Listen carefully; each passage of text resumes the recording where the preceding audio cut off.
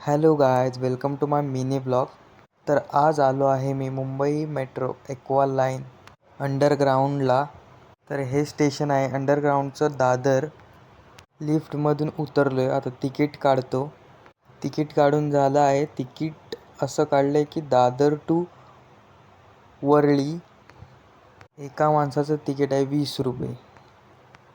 Ticket scan केलं आणि चाललो आहे आता प्लॅटफॉर्मवरती. बाईला बोललो, बाई प्लॅटफॉर्म तर एक नंबर आहे.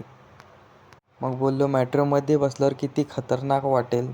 थोडं इकडे तिकडे बघत होतो, असं वाटत होतं की कुठेतरी बाहेर आलो आहे. फायनली मेट्रो भेटली आणि आतमधला तुम्ही व्ह्यू बघू शकता.